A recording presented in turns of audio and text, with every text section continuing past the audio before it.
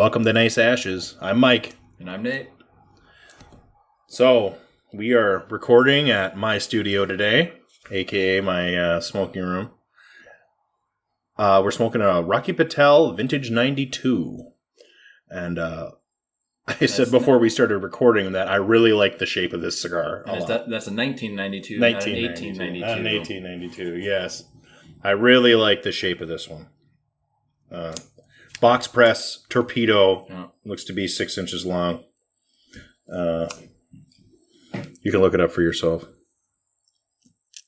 Yes, very nice shape. Very nice shape. I really like this. Smells all right.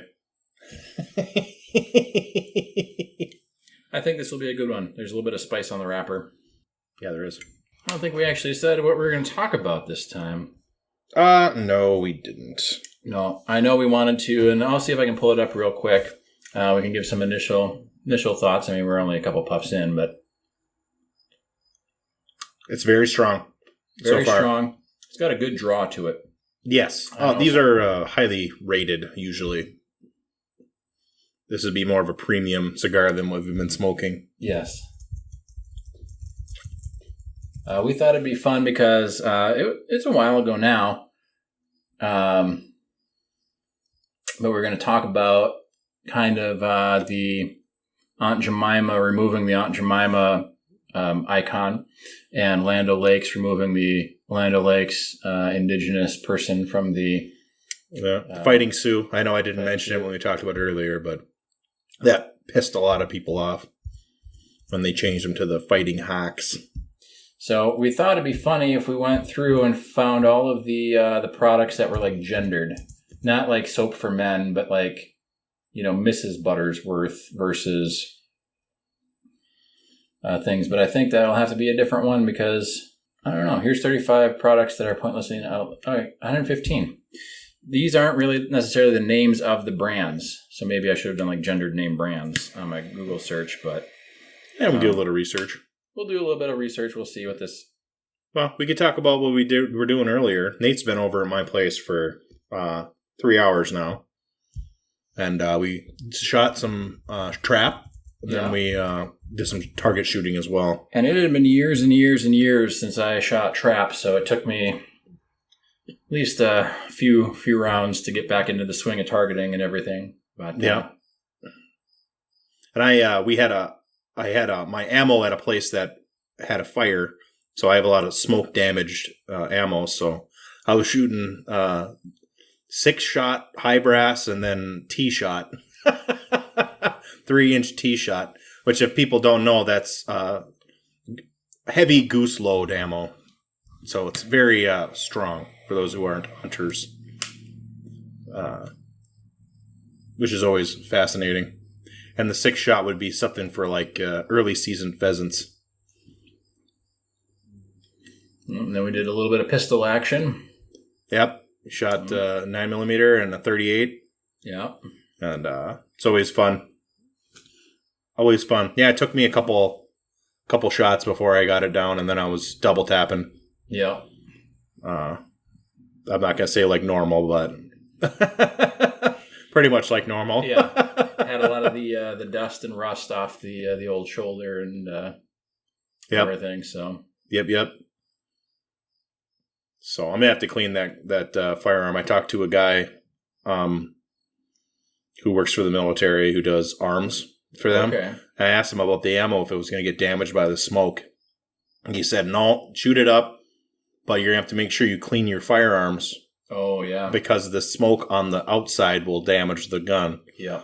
I was like, oh, okay. That's interesting.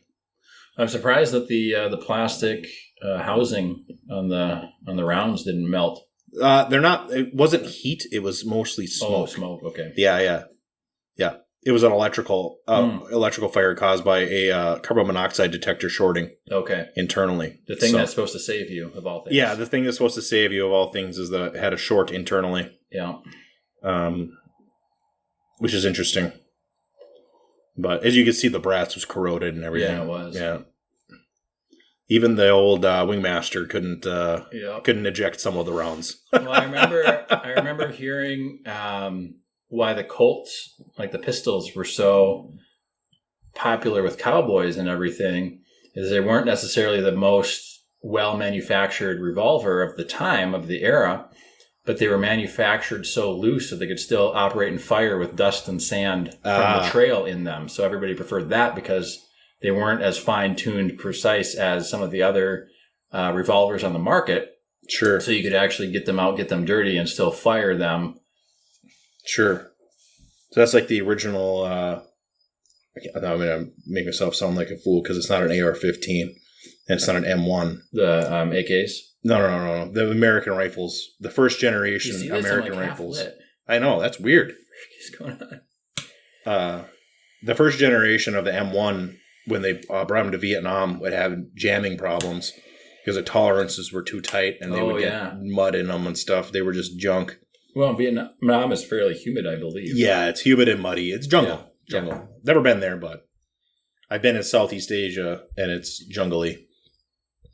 But very interesting. Yeah, versus the AK-47, which I heard that comparison once that the guy who designed the original M1 was an aircraft designer, engineer, and the guy who designed the the AK-47 was a tank designer. Okay. So they have two different philosophies. Yes. I don't know if that's actually true. That might just be apocryphal. I thought the AK-47 designer was just a drunk Russian, but maybe some of that. Hard to say. I don't know. So on the table here, do you know what this is? I think we've had it before, haven't we? Have we had it before? Well, you tell me. And then the listeners might not. You might have had it. I've had this jar for a while. You can see it at home. If you're listening right now, you can see what Mike is holding. He can see us right now? That'd be awesome. Activate your 3D goggles now. Yeah, exactly. I was on vacation a year or two ago in South Dakota, and I will not say what part or anything like that, but we stopped by... There's only one part. Right. We stopped by a gas station, and they had white liquor in the gas station in mason jars, and this is a ball, wide-mouthed mason jar, and a local person... we're not going to name names. We're not going to name names, but I guess it was a little old lady that lived a couple miles from the gas station, made white liquor. She was grandmothered in. Yeah, she was literally. It before it was illegal. Yeah, and they were selling the white liquor at the gas station for this old lady. So I, of course, had to stop and get some. Yeah. And it's pretty good. Of this before. We had to have had some before. Yeah, it's pretty good. Yeah. Didn't make me go blind the first time, and the jar is almost empty. I should have bought a half gallon. Yeah. But that was an option? They did. They had half gallons of it. Yeah, they had every size. Next time you go, let me know, and I'll give you some money. Pick me up some. Mm-hmm.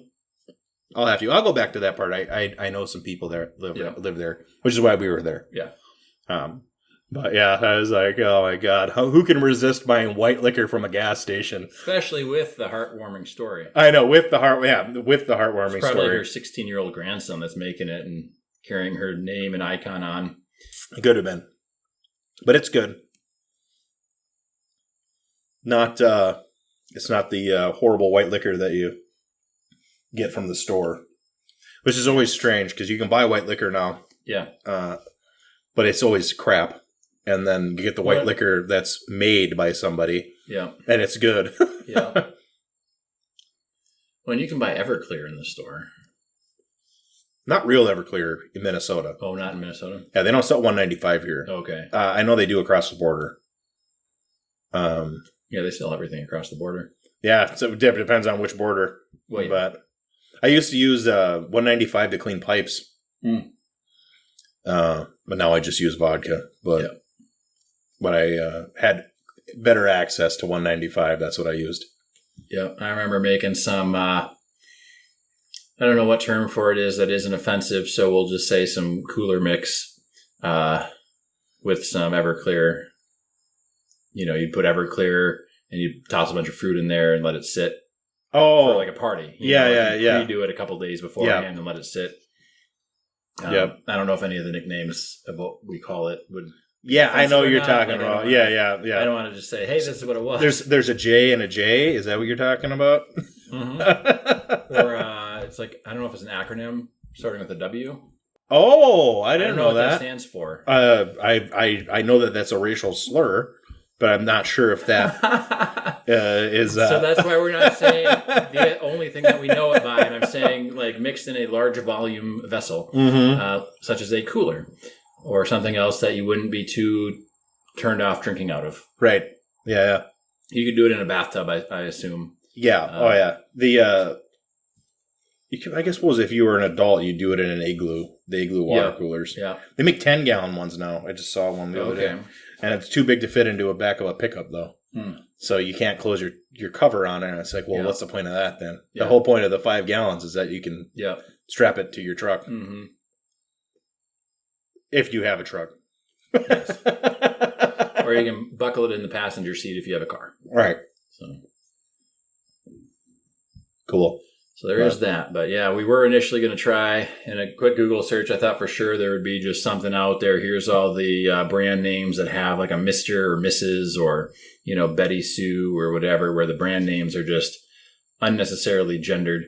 But all I could find was, why is there a different soap for men and women? And why is there, like the products that are needlessly gendered, where it's like a man's razor versus a woman's razor. Sure. My Sarah and I get, not all the time, but we've occasionally had that conversation. And I buy the ladies' stuff if it's cheaper. I don't care if it's pink or not. I know that I use monkey butt powder a lot during the summer because I work outside a lot. And I'll buy the lady monkey butt powder. It's dyed pink for whatever reason. It's in a pink container, and they have a pink dye in it. But you can get 3 bottles of it for the price of 1 regular monkey butt powder. Well, and it's like, well, I don't care. So what if you look like Rafiki? Yeah, all I want it to do is absorb sweat on my crotch. Yep. That's like all it needs to do. Or in my socks. I'll put it in my socks and stuff like that. Yep. As I lace my boots up, But I have a pink backpack for bowling. Yeah, we've talked about that before. Yeah. And I got them for super cheap. Yeah. Yeah. So, not that anybody really cares, but I have a matching set of bowling bags. I got a 4-ball and 2 3-balls, and they're all the same royal blue color. And they're super fancy and all that. And they make a royal blue backpack in the same brand. They're all the same brand. Mm-hmm. But I didn't buy the royal blue because the royal blue was like $30 more than the pink one. And the pink was so cheap. I got one, and then I went on sale even deeper, and I got the second one for like $13. I'm like, I don't give a shit. Yeah, who cares? And so when we were out shooting trap, we were talking about, because we picked up our shells, and I was shooting a 20 gauge.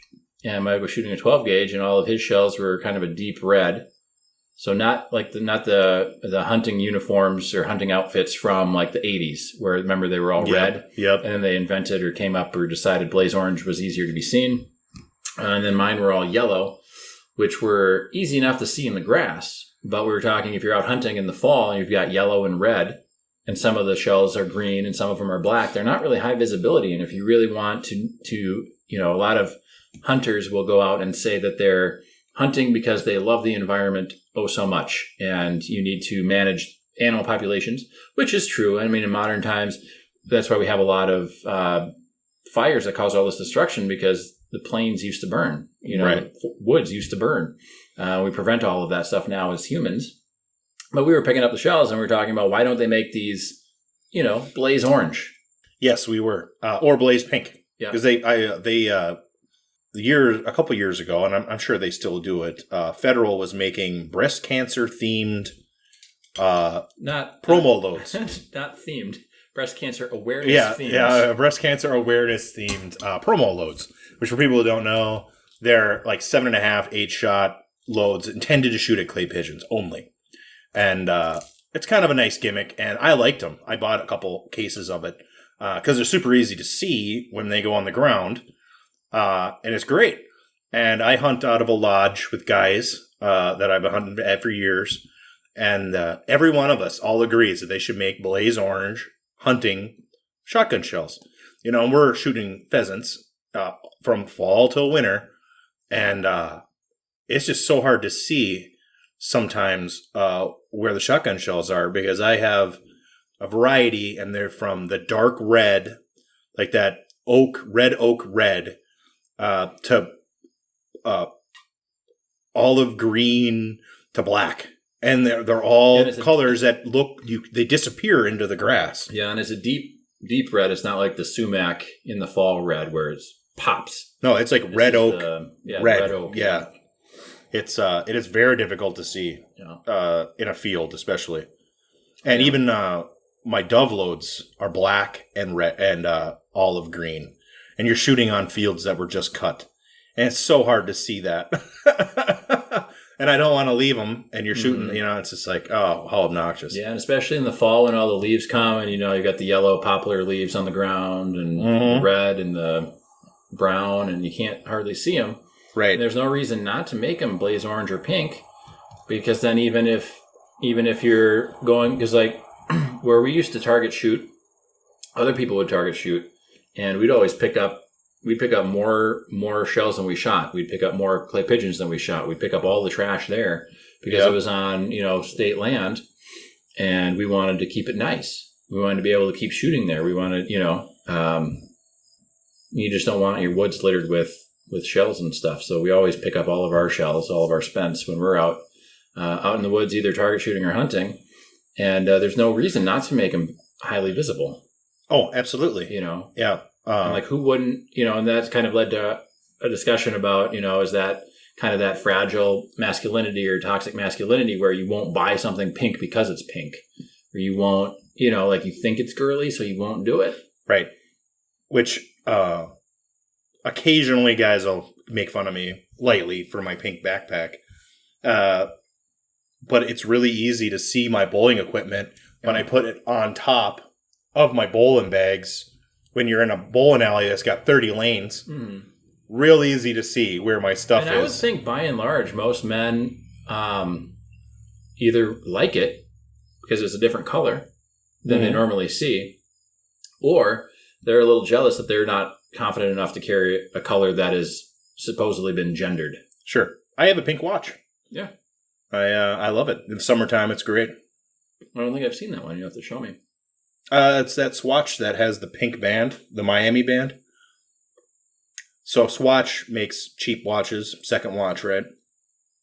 And they're all quartz. And this one's really cool. The dial's green and blue, and it's got the rotating. It's all skeletonized. But then the band is a Miami-themed band, so it's like turquoise and pink and yellow. It's really it's fun. It's a summer watch. I was doing some research onto. I'm not as big into watches as Mike is. Mike seems to be big into everything that I've got kind of a passing interest in. So maybe that's why we're good friends because I get a lot of information from him. Right, and you're a big fan of stuff that I'm like, tertiarily interested. Movies, I've seen one. Didn't like it. But I'm into it was like my biggest thing was I grew up in a small town in Wisconsin and we all just wore like the graphic tees all the time and like the baggy shorts or whatever. And then how do you dress more adult? Well, nobody knows because our parents lived in that small town and they never went anywhere where anybody saw them. And you don't necessarily have to. Like, I'm not saying you have to wear fancy clothes or know anything about style, but I was trying to get a little more into it so that I didn't look like I was perpetually a high school kid, but getting older. Like he's been held back 20 years now, and he's trying to graduate. So I was trying to, like get some nicer clothes, but for cheap because I didn't want to go out and spend all this money on stuff that I wasn't sure I'd even like or fit or feel comfortable in. But you can develop your own style anytime, anywhere. It doesn't matter. That's not the whole point of the conversation. But I was looking into kind of cheaper watches that weren't, because all I had was like a digital one, right? With the rubber band and digital. And it was whatever, you wear it out hunting because it doesn't tick. So you don't scare the deer and stuff. But the one that I really like, it's a Timex from Target. So it was like, I don't know, $15-$20. Has a cloth or fabric band. Real nice movement and everything. Like it keeps good time. It looks good with most clothing. I didn't wear it now. I wore it in New York and the band got kind of soaked in sweat because it was almost 100 degrees every day. Sure. So probably got to give that a old rinse-a-roo, but you should look into getting NATO straps. Okay. I like the NATO straps. They're just a pull through, Yep, that's what this one is. Yeah, I modify them. I turn them into a Zulu. So the NATO has an underband. Okay. I just cut that off, burn it, So it's a straight through. Okay. And you can switch them out real easy. And even on my work watches and stuff, Okay. I'll have a NATO. I wear a G-Shock at work. I'm wearing a G-Shock right now. This is an expensive one. Yeah. But my digital looks like that, but it's one of the cheap ones, you know. Yeah, this is a GW 5000 like 1JFU or whatever the hell it is. It's made in Japan. It's all the fancy stuff. Yeah, Mike's got the encyclopedic knowledge of the model numbers of work boots, shoes, and watches. Yes, I do. When it comes to cigar length and gauge, not so much. Little hit or miss. Yeah, little hit or miss. Else. Little hit or miss. I'm not so savvy on movies either. But we complete each other. Yes, I guess so. But the NATO straps. I have several. What do you know? What the diameter is for your band? I have a bunch of NATO straps. Yeah. They're super cheap too. We can just look. Yeah, we'll do a little watch show and tell after this episode. Yeah, we can do that. We can figure it out. But yeah, I have a caliper. Oh, if it's not here, I have a caliper and everything. Yeah, I got a caliper at home for nerdy things. Yeah, I have boxes of straps because you can get a box of them of like 5 for like $7 on Amazon. Even the expensive ones are like $20. Yeah, and I know you can. There's a lot of stuff you can get now. And it looks a lot better than just randomly piece together things from your high school days, or my high school days anyway. Right. I don't know about your high school days. Yeah, I didn't know you then, but yeah. Sarah got so mad at me, or she, not mad, but I wear just a lot of t-shirts all the time, you know? Sure. And whatever, they're comfortable, who cares? But she bought me all these collared button-downs, and I don't know, just a month or two ago, she was like, you always just wear those t-shirts, and you never wear these nice shirts I got you. And it's like, well, I work from home. I never have my camera on my laptop. Right. So who cares what I wear? So in New York, I wore all of my shirts like this. And I figured I'll wear them this weekend too. So I'm wearing one of them now. It's the Snap, so it's easy to do the Jeff Goldblum. If I'm out and about, I wear a button-up shirt most days. I like the Columbia professional fishing gear and professional hunting gear shirts because they can roll up. Yeah. And you can turn them into a short sleeve, and they have the holes in the back. Yeah, a lot of the Columbia shirts look really nice too, and they got the collars, just kind of the floppy collars, but they button up. They look a lot nicer than a t-shirt, and they're so breathable. They wick everything away from you. They're like a performance shirt. Yep. But it looks nice. They are cooler temperature-wise than wearing a t-shirt. Yes. I wear them hiking. They look nice enough to wear around town. Yep. Even I'm on 2 bowling teams this year, and they're both highly organized scratch teams. Let's call it that. Okay. And we have button-up shirts that are logoed. One of them has 2 shirts. They have a t-shirt, and then they have like a nicer shirt, like the home and away uniforms. You're playing on your home lane. Yeah, it's something like that. Yeah, something like that. But no, one's from 1 year, and the particular place had t-shirts already, and then the owner, she wanted to get us nice shirts. Yeah. So, but I wear a pocket t-shirt at home and stuff, as you can see. I actually felt like a scrub because I was like, I'm going to do work this morning before you showed up, which I did, obviously. Yeah. I was like, I'm just not going to change. I was like, I'm going to shoot. So I picked out, I'll wear this one for shooting because it's, a little more olive-y toned. Looks like it could be, like an Australian, tour guide or bush guide or whatever they call them. Yeah. Whatever. Yeah, you're Cat Dundee or whatever, yeah. Crocodile Dundee. I don't know, there's no crocodiles here, hopefully. No, hopefully not. Wow, they wouldn't last very long. Dundee. So, but yeah. Yeah, all good. You can find a lot of nice things for really affordable, I think. Or a lot of things that, just up your game, whether it's like style or you're right. Anything, really. Well, the PFG shirts, the Columbias, if you get them for the right time of year, you can get them for a very good price usually. Yeah. And that's, of course, I don't buy anything full price. Yeah. You can find a lot of, I don't wear them so much anymore now, but ties. You can find a lot of really sharp-looking ties for dirt cheap. Like at JCPenney, they used to have like the $5 per tie rack or something, and you could go out and they were all just strewn about, so you'd have to kind of like sift through them. Yep. but it's almost like the $5 DVD bin at Walmart or whatever. You dig through, but you might find that really sharp looking tie or whatever. So I have a bunch of Jerry Garcia ties, and those they are cool. I get compliments from guys. Yeah, and I got a few of them I found different events that I used to go to. Yeah, but I found a really sharp looking white tie, and it's all white. It's pure white, and then it's got polka dots, but the polka dots are like the holographic, like whatever. So in the light, they kind of like shine a different hue. That's pretty cool. So it's not overly loud. They're very, very subtle. So you have to be fairly close to see that they've got the little, like, I don't know, holographic. It's not really holographic, but what would you call it? What's that when you look at something, or if you're looking through like a sheet of cellophane or something, and you've got like the different purples and greens, kind of. Sure, like transparent, like luminescent, kind of. Or I don't know what it is. I don't know what a foil. Yes, something like that. Like a fishing lure. Yep. These we're about halfway through. Yeah, I would say so. You know what? We're pretty dang even here. We're pretty even.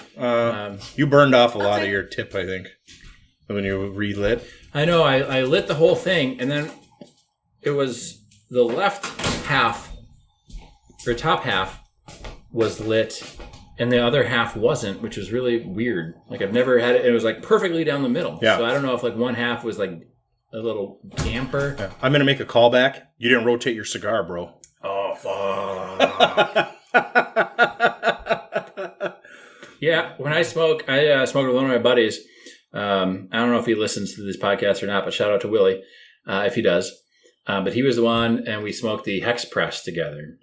And a really good friend. But it's always like, we have a cigar podcast, and I smoke cigars around other people who smoke cigars but don't have a podcast. And they're always like, you have a cigar podcast and you're smoking like a moron? And it's like, yeah, I just, I do it for fun. And, right. Nobody ever taught me how to smoke a cigar. I've just kind of learned what I've learned, and what I don't know, I don't know. And so, and I always tell everybody, they're like, well, you have a cigar podcast. Why aren't you doing this? I'm like, dude, listen to this. My co-host, Mike, was telling me about freezing cigars to get the weevil beetles out or something, and like, I never knew that. Like, that's something you don't know. And I've never gone online and researched like how to smoke a cigar or anything like that. I just kind of picked it up in college or after college, and I was smoking like acids and like flavored, not the Swisher Sweets, but like you'd go and just, oh, this is a cheap one. Oh, acid. That sounds like a badass name. Let's smoke that. Like, it sounds like acid, like just whatever young kids do. Yeah, they have motorcycles on them and shit. Yeah. Yeah, it's like baby boomer cool. Mm-hmm. So, it's just you learn into it. And I think a lot of these hobbies, whether it's bowling or trap shooting or wearing ties or cigar smoking or drinking scotch or building Legos, whatever it is, like a lot of them are too snobby. Yes. And so I've heard somebody, because like people who read books can be really snobby. Like, oh my God, you haven't read Pride and Prejudice? Well, don't. It's boring. It's lame. Sorry, my one friend who likes that book. I like that book. I like all the Jane Austen novels, and I've read them all. Well, sorry, I think that they're great. Sorry, my two friends that like that book.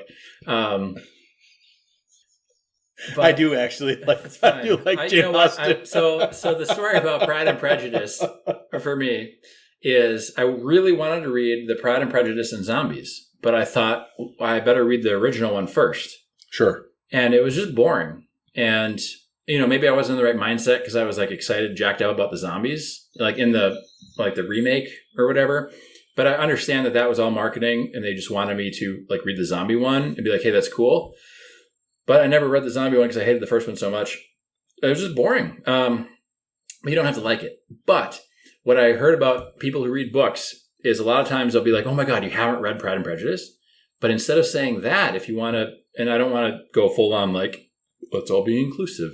But why not? Instead of saying you haven't read that, say, well, you're going to really enjoy that when you do. Yep. Instead of trying to shame them for not having read that. Right. Encourage them to do so, but in a non-threatening thing. And it's the same thing with like parents, right? They always guilt you or try to guilt you, even if they're not actively trying to, like, oh, well, it'd be really nice to see you for dinner or something, whatever it is they do. But they always kind of say it in that way where you kind of feel obligated to do it. And you can use different words. You can do it like, hey, it'd be great to see you for dinner if you got time. Yep. Boom. You take half of the stress out of it just with that. I try not to do that with bowling because a lot of newer bowlers will try to come up and talk to me and blah, blah, blah, and all that stuff. And I don't like bowling against the new bowlers particularly. And I get sour sometimes. I'm just tired of it. But at the same time, sour? I know, right? I know. And I need to work on it more, but I really try to work on if they're showing interest in the game and they get their own stuff and they're showing up, I have to get a better attitude about trying to talk to them when they ask me questions. If they're asking me questions, I actually usually get pretty positive. And I'm like, oh, they're interested. That's cool. Yeah. But and that's not to say that every novice or every new person to the sport or hobby has the right attitude coming in either. They think, oh, here's some old crotchety person that's been doing it for a long time, or here's somebody who, and they come in and they want to like prove themselves or whatever. And that, I don't think that's the right attitude either. Right. For a new person, and so like smoking cigars, I don't have a big ego about smoking cigars. Mm-hmm. Yes, we've got a cigar podcast. But we went to Well, let's be honest. Our cigar podcast is mostly so we can bullshit once a week. Whatever the reasoning is, it's fine. It's all good, But and it was funny. Dave was asking like what we hope to get out of the podcast. It's like I just want to smoke. But we went to this humidor. My buddy Willie and I, and he's talking to the guy, and I'm like, I would never talk to the guy, but I'm an introvert. Like I would just like.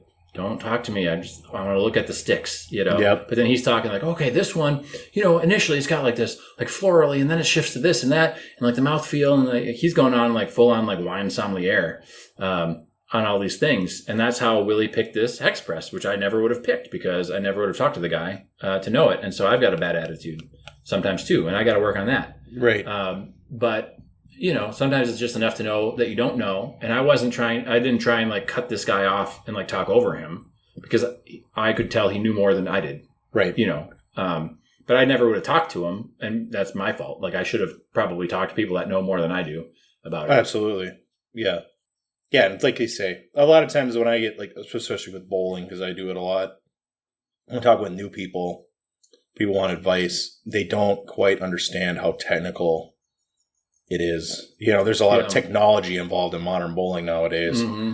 And, and even, it's just like, it frustrates me because they don't do any research on their own.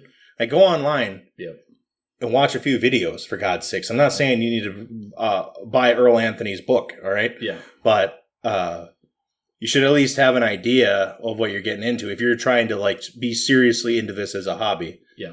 Which is, you don't have to be. I mean, it takes all kinds to make an industry.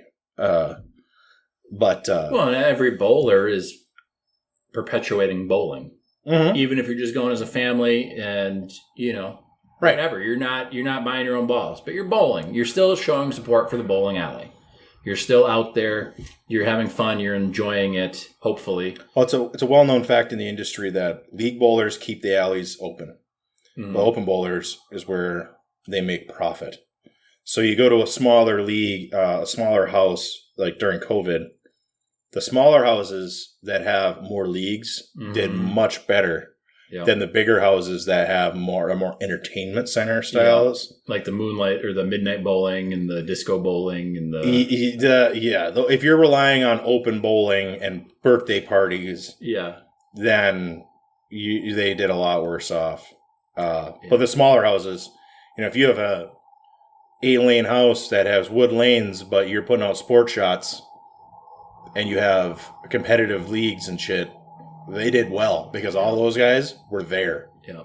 Well, I mean, they're showing up. They're not going to not bowl. Yeah. Period. One, even technology aside, because for one of my birthdays, my dad got me like a coupon or whatever to go to the bowling alley in town here and get a ball. Yep. And I think take 2 or 3, I don't know, maybe up to 5 lessons. And so it was, as a kid, I was in a bowling kids league. And I think the highest I ever scored was like 210 as a child. But the child one is the way that I was taught to bowl is it's like a straight approach, right? And you start from not the furthest back set of dots, but the next set of dots up. I'm sure there's a technical name for the different sets of dots. Like sure. The ladies' tees, basically, if it were golf. And then go from there. But of course, now I'm 6'6", so I can't start from there anymore to get a full good thing. And then they were teaching me the not the straight throw, but to put some spin on it, right? And you the way you have to do your hand. And so it gets very technical, even with like the form. Yeah, absolutely. Of bowling, like if you want to get more into it. And I remember I had to he taught me all this stuff, and I wrote it all down, and I keep it in my bowling bag, and I haven't gone bowling for even longer than I haven't shot trap. So we got it because we tried to go bowling that one night. We told the story, but the lanes were all full, and then we just kind of went home because it was late, and we're old.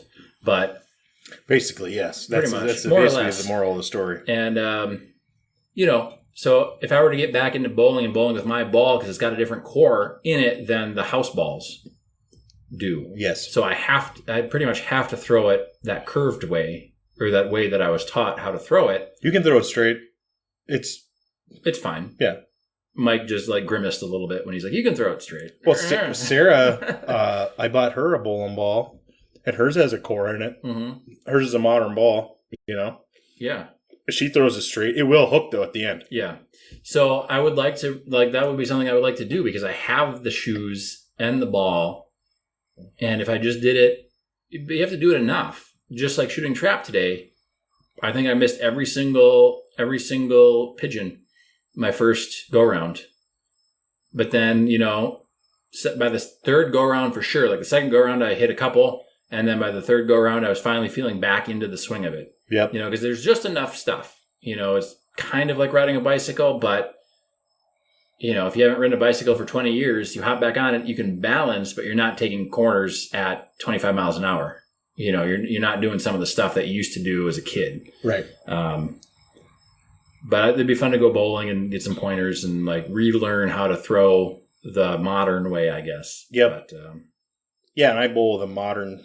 Well, it's not even modern style. No, a lot of the younger guys who want to play the power game are throwing two-handed. And that wasn't a thing. When I started learning how to bowl, there wasn't even reactive resin bowling balls yet. And I developed the modern power game for the 90s and early 2000s. Mm-hmm. And that's very technical. Yeah. There's a reason why they don't do it anymore. Yeah. It takes a long time to get good at it. A really long time. Way longer than the two-handed. Two-handed bowling, you can get almost immediate success. You can get up to a 170 average two-handed bowling pretty quick with modern equipment. Okay. But if you're going to do one-handed and you're going to actually have the proper rolling release, you have to lift weights to be able to be strong enough to let it coil off your hand and not injure yourself. When I was a teenager, I literally was lifting weights so I could get better at bowling. And that's like some of the positions of the Kama Sutra too, is you have to do some weights, some cock push-ups, things like that. Well, you only need to do one cock push-up. That's true. You only need to do one. But, yeah, it's always interesting. Yeah. And then there's different approaches too. Not that this is a bowling podcast. No. But we're going to talk about it a little bit. We're interested in. My dad started bowling in the 70s. So his release is totally different than mine. He's got a totally different approach. Oh. And he still tries to teach people to lift, But that's what you did when it was rubber. Because he wasn't even bowling in a plastic era. Plastic balls didn't come out until the mid-70s.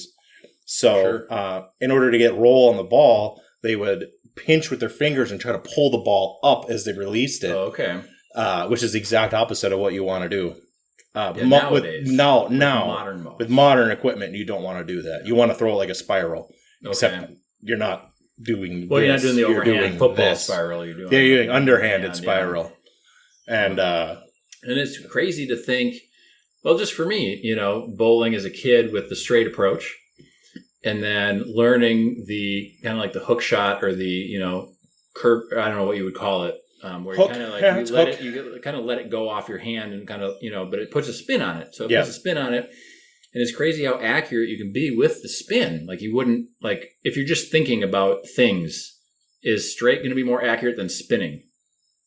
Well, logically, maybe, but hunting rifles, they have rifled barrels to put more spin on the bullet so that the wind affects it less and the external forces affect it less.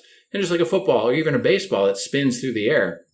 So like intuitively, you might think something going straight is better, but physics basically fucks life up for everybody. Right. But if you understand it or you just see it happen in practice, then you're a believer. A lot of two-handers don't put their thumb in, but when they shoot spares, they put their thumb in and they one-hand it because it's a lot more accurate to do with one hand. Yes. Than it is to do with two.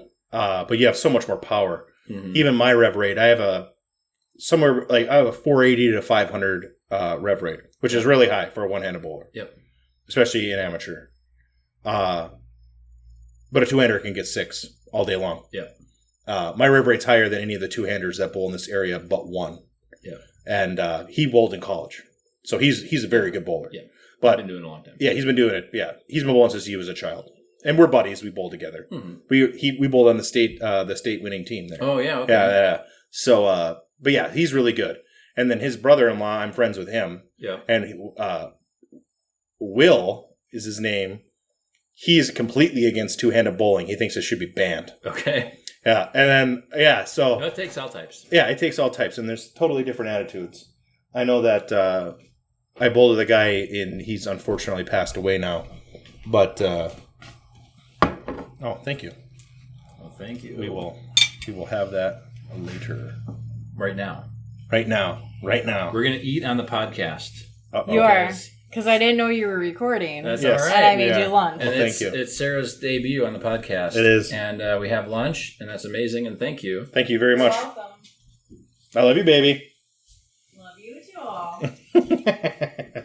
But I bowled tournaments with a guy, and who's passed on now, unfortunately. But we were in the mode there for a while that they should even get rid of modern bowling equipment, and we should put a cap on it and just have like older technology that doesn't hook automatically, Like a retro league. They should get rid of all this modern stuff where the ball hooks by itself, because we both had a quote unquote modern release, and I can make a ball hook. Mm-hmm. I trained, quote unquote trained, to make a ball hook. Yes. So I don't need the modern stuff, even though I use it. Obviously, who wouldn't? Well, that's the point. Is like, even with I don't know. I don't know if it's similar to board games or not, but I do a lot of board games, and it's kind of the same thing. If you have newer people that are new to modern board gaming, meaning not Monopoly or Risk, but there's even older games than that are out there that are a lot of fun, and you can have a lot of fun with an older game. And you can have a lot of fun with a game that's not crazy complex. You're not spending 8 hours trying to play this game, right? You can play a game in 45 minutes, half an hour. It can be fun.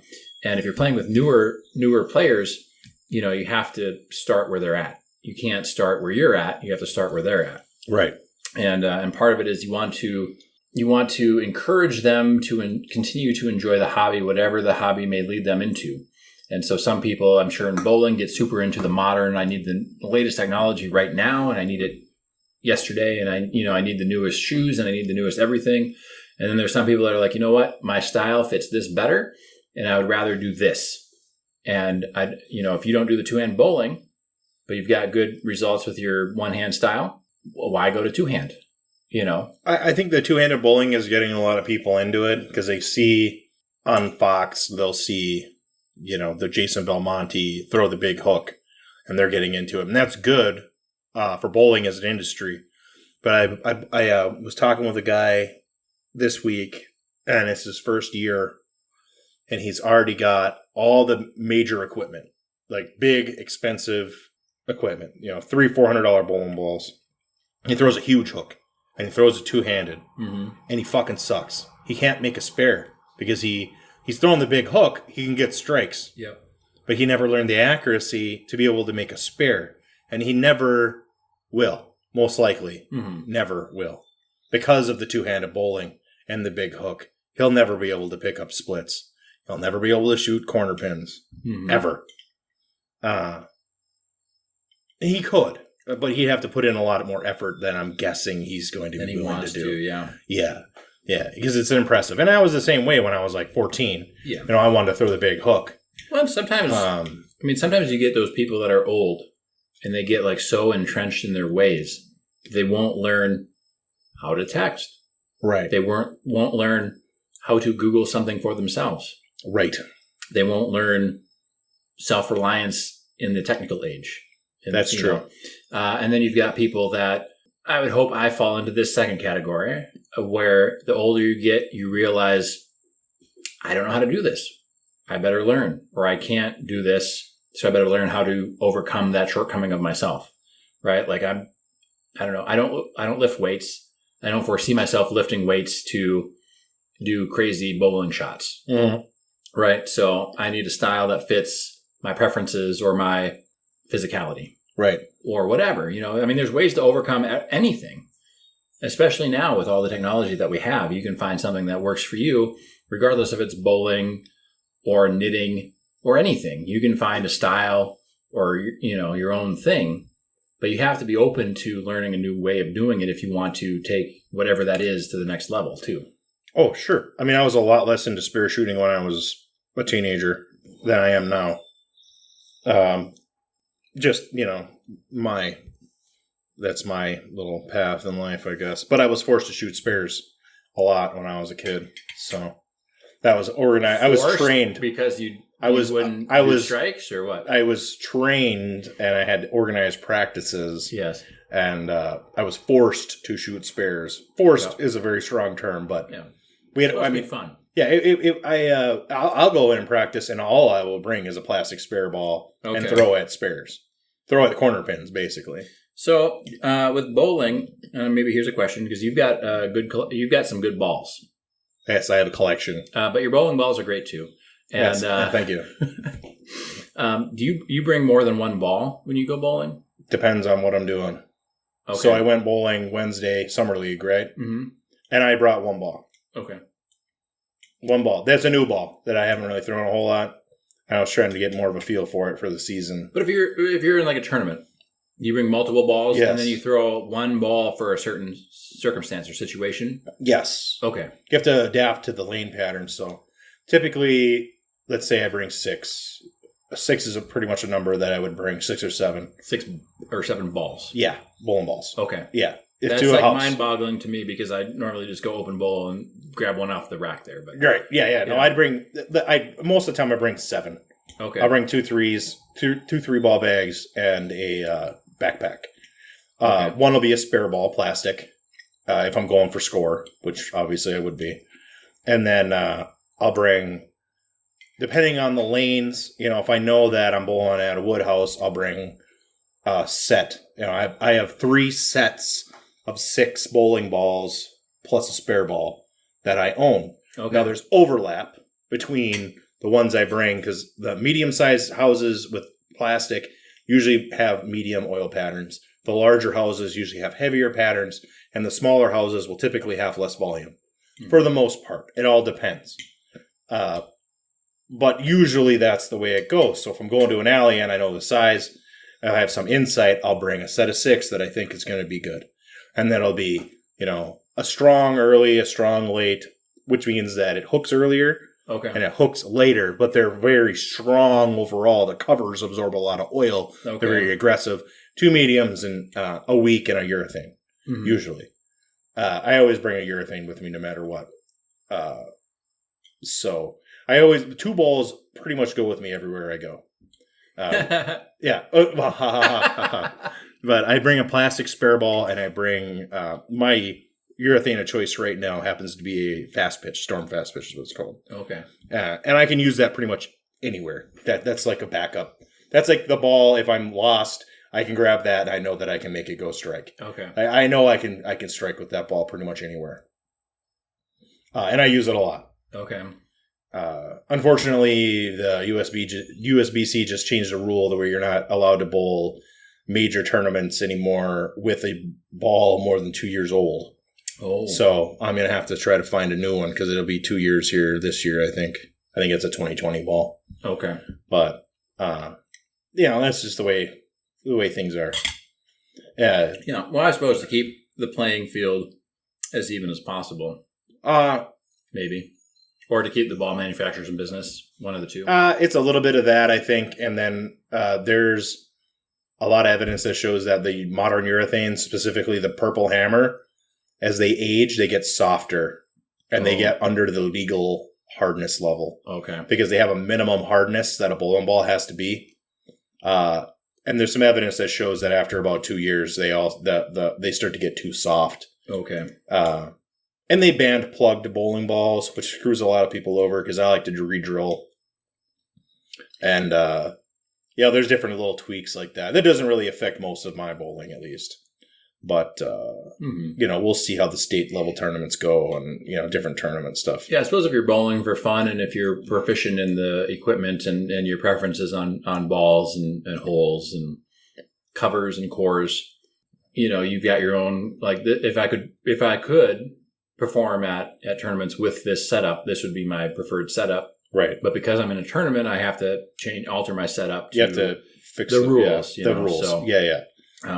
But that's kind of neat too, where it's like if you know enough how to make yourself successful in the tournaments, but you've maybe got a different setup that you would personally just bowl with all the time. Right. Yeah, and they post the rules so you can, if you're going to the national tournament or something, you can adjust. My strong equipment is going to be a problem because I don't throw it a lot. I pretty much throw medium and weak equipment everywhere. So my strong equipment, I never use it. I have one bowling ball that I have less than a dozen games on for sure. I might even have less than 6 games on it. Because I never have an opportunity to use it really. So when you say strong and weak, is that like velocity down the lane? Or? No. So as the ball goes lengthwise like this, a stronger ball will start to try to hook earlier. It digs through the oil better and gets into the surface, and it starts to get into the hook phase earlier. Okay. Because you have a skid, you have the hook, and you have a roll, right? There's 3 phases. Got it. And the stronger balls will have a shorter skid phase. It's not necessarily left to right. That's deceptive. It's more front to back. Okay. But I don't really I use a lot of urethane and I use a lot of medium and weaker equipment. So, just because of the area up north, there's not a lot of oil volume unless you hit Duluth. There's not a lot of oil volume. Mm-hmm. There's just not. They want to save money. The more oil you put on, obviously, if you can cut a couple mils off your overall volume per lane over the length of a year, you're going to save a lot of money. Yeah. Would you have an interest in doing like a down and dirty bowling? Just you and me, maybe the Sarahs. So there's a lane in my hometown in Wisconsin. The only selling point outside of that they have some bowling lanes is you can get a pitcher of new Glarus for like $3 or $4. Yes, I would do that. Okay. And I think we just go there, we buy a bunch of pitchers, and we just use house balls. Okay. I can bring my shoes, right? We use Mike's balls from his I can bring home. my shoes, right? I don't really care if you want to bring your own ball. I'm not trying to hamstring you. I just was like, hey, it'd be fun to, I'll bring bring some new Glarus. I'll bring a spare ball, And, a plastic spare ball. That's fine. Whatever. I mean, whatever. I just don't want to hurt my fucking hand. No, that's fine. I'm just saying, like, if we just went even, like, toe-to-toe, it might be a fun little challenge. Like, here's some backwoods bowling alley that probably might not have ever heard of oil. I don't know. They have to preserve the lane. They have to put it on. A lot of these alleys... You say they have to, but... So there is, like, this thing where a lot of these smaller houses, especially, they won't put oil on, and they just end up damaging the lane. Yeah. It's so dumb. You have to have that on there to, like, protect the surface from these balls. I understand that. Yeah. I'm not saying they do, but I don't... Well, they understand. They just don't care. Yeah. I just thought that'd be fun, mostly just because it would be a good way to drink some real cheap new Glarus. Mm-hmm. They can only get in Wisconsin. They don't distribute outside of Wisconsin. Right. Some of their beers are really good. Oh, yeah. I don't really like... The Spotted Cow is fine. It's not my go-to of theirs. It's not better than fine. It's not better than fine. It is okay. It's fine. It's fine. I have a friend... well, my fine is probably you're okay. I don't know. Yeah, I have a friend who's originally from Wisconsin, and he lives out west. Yeah. And he loves Spotted Cow, because he doesn't get it very often. Yep. And it's like, so every time I meet this character, I try to bring them some spotted cow, and it's always, Yeah. the best thing ever. Spotted cow is fine. If you're going to drink, because it's the introductory beer, right? If you know a microbrewery, a lot of times they make an introductory beer that is for those people who like the Coors Light and the Busch Light. Okay. And that's their equivalent. Yes. And it is to get the broadest population of beer drinkers into their establishment to find something that they will find tasty. Honey Weiss. Honey Weiss is the same thing. Honey Weiss it's good, but it's no better than... It's fine. Yeah. It's no better than good. But that's what it's meant for. And if you're a beer drinker and you know what your flavor preferences are, is it worth trying a spotted cow? Yes. If you've never had one, try it. That's their starting point. That's their flagship. That's their, what they're known for. So give it a go.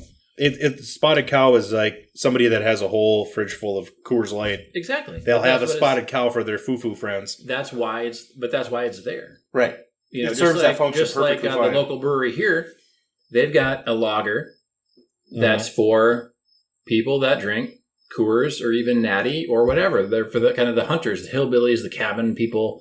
That's what it's for. Right. But they also have IPAs and stouts and other things. And the same with New Glarus. Is that, like, their Two Women is really good. Yeah. And they've got a lot of other ones. The Roadkill is really good. Just a ton of really good ones. But they have an introductory one to get people in the door.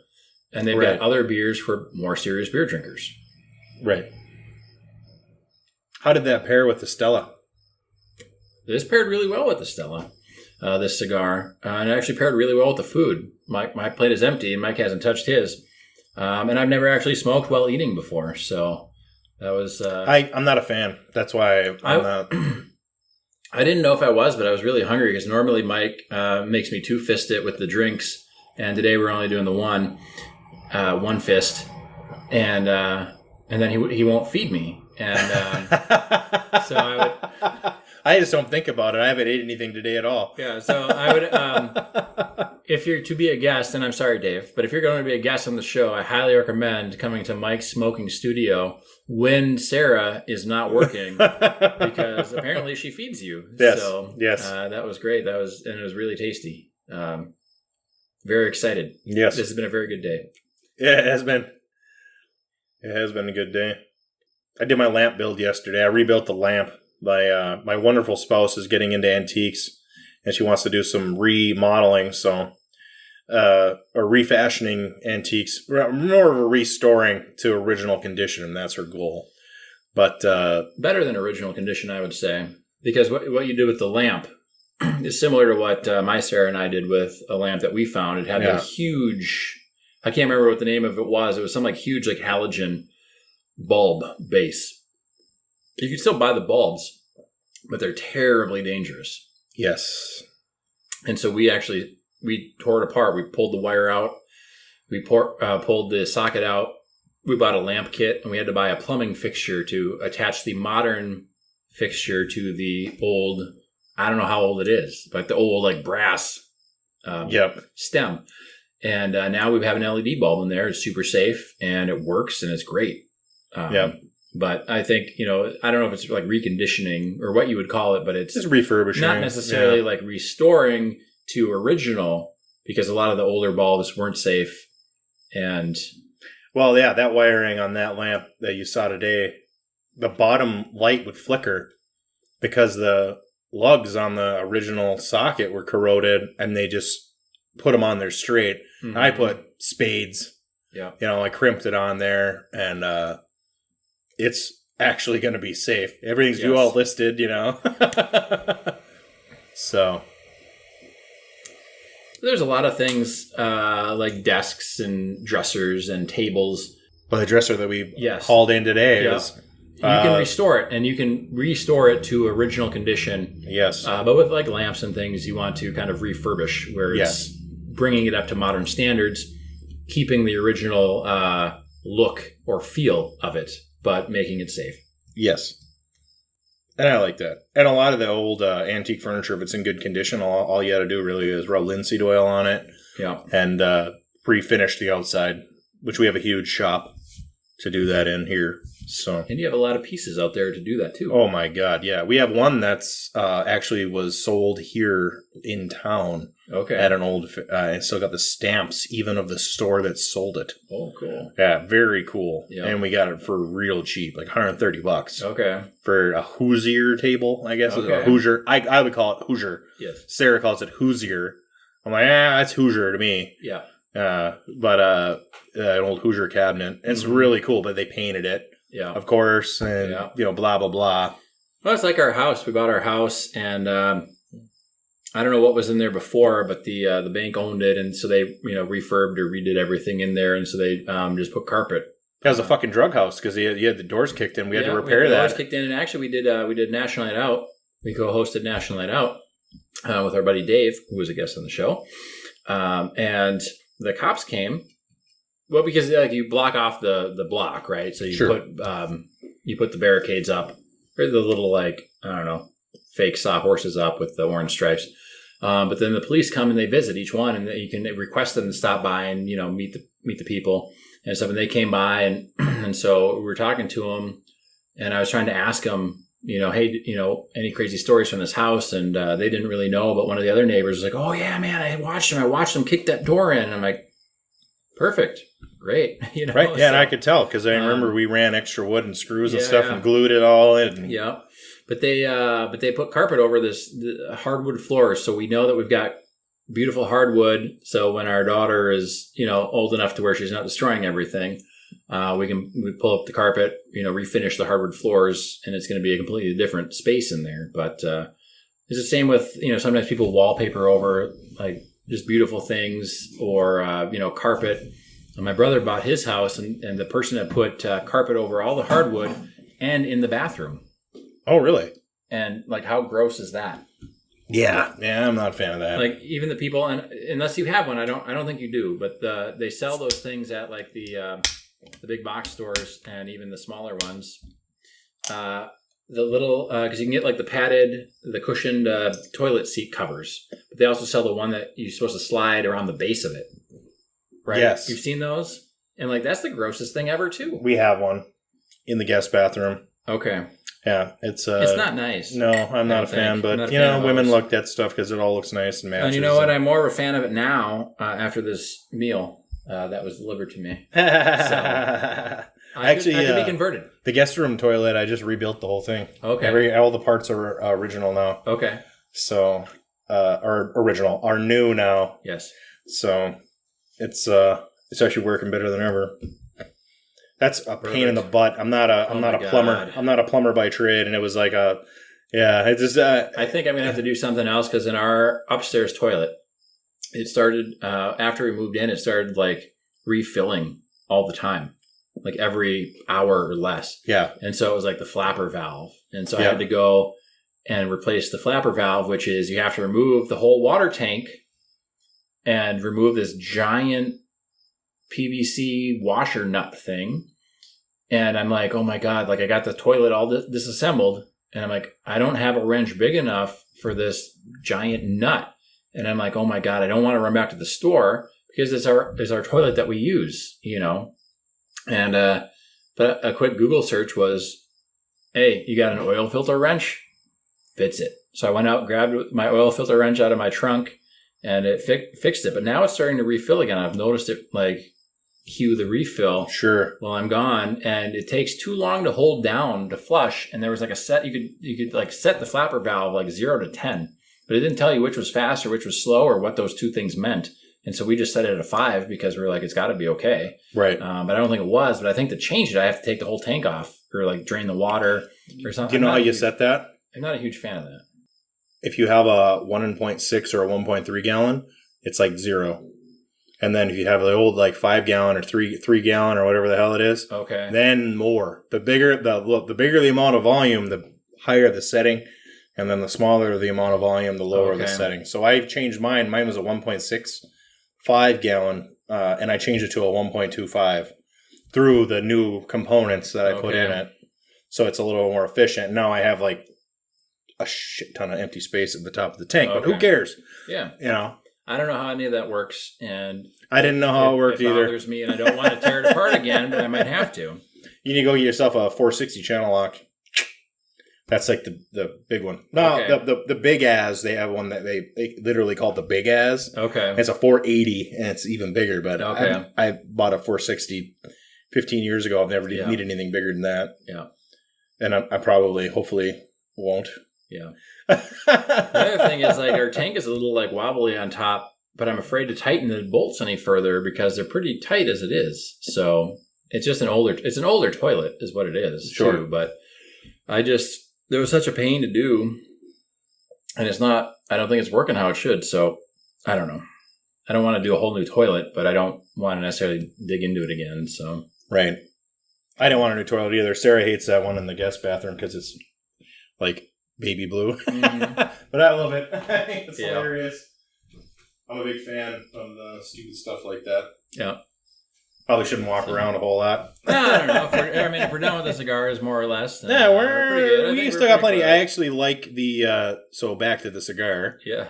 The first half was fine. It was all right. It was all right. The second half, I'm actually enjoying significantly more. Yeah. I think it had a It's nice gotten flavor better. change. Yeah. I don't understand why these are rated so high. I don't Uh, know. Name recognition, probably. yeah, I mean, and they are good. They're good. I think my favorite Rocky Patel so far has been the Connecticut Howitzer, Yes. followed closely by the Fuma. Which is crazy that the Fuma would be that good. But I it was know. good. It was a nice smoking cigar, you know? Yeah, it was really good. I like to smoke cigars, and I like ones that are nice to smoke, I Yes. guess. I don't know. Yeah. Yeah, I mean, it's nice to try all these different ones Mhm. and give feedback. And then the more we smoke, the more we're able to kind of compare and contrast Right. within brands and even across brands. I don't know if there's a different brand of a similar kind of like style and flavor profile that was better than this. What would you recommend? Oof. I don't know. I like similar flavor profile. Partagas Black. Okay. I like the Partagas Blacks. I prefer a Rothschild or something like that. Mhm. But the Robustos, it's hard to go wrong with the Robusto size. Yeah. That's like the most common one, and it's very good. But I like Rothschild cigars too. Mhm.